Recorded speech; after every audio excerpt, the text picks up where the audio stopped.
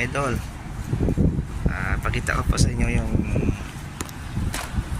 init po ngayon dito. Malupit ng init kasi yung mga labas yun, mga pila lahat yan sa yung labas.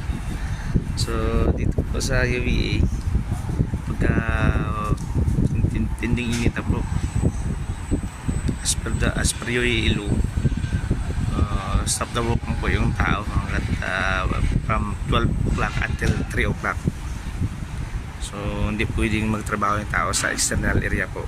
Sa loob pwede, pero external area direct po sunlight hindi po allowed. So in UAE law, from 12 o'clock to 12 from 12 o'clock to 3 o'clock walang allowed pwede magtrabaho po sa labas na area. Dahil po yung per head po is, ang pag-alam ko is 50,000 dirham yung violation from UAE law. So hindi basta-basta na violation po yun. 50,000 UAE dirham. So kailangan magsunod yung tao, otherwise violation yung may tatanggap ng tao. So kailangan po na ng kumpanya magsunod sa UAE law. Walang excuses po dito, hindi ka pwede magsabi na sorry po hindi tanggap yung sorry dito.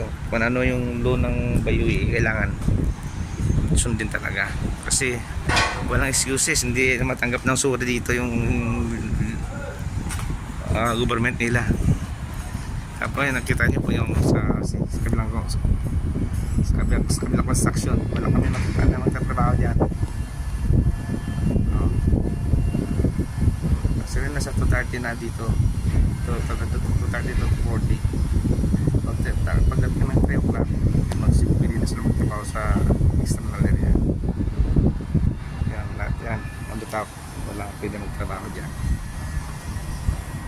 So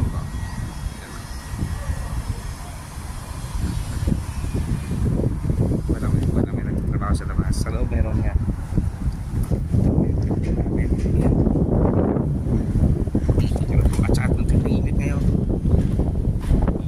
Yung humidity po yung pinakamalapit dito.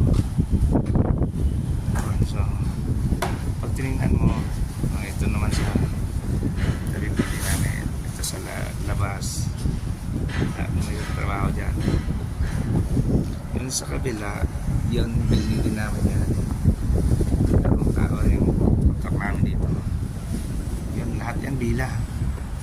Yung mga malitit na yan bila lahat yan. Maraming bilas dyan, daang bilas dyan kasi wala nang nagtrabaho sa isang area.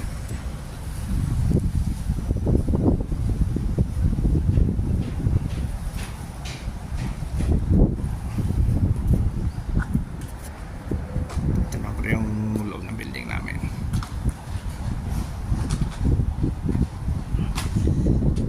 Yan, ito may pakita ko sa inyo idol.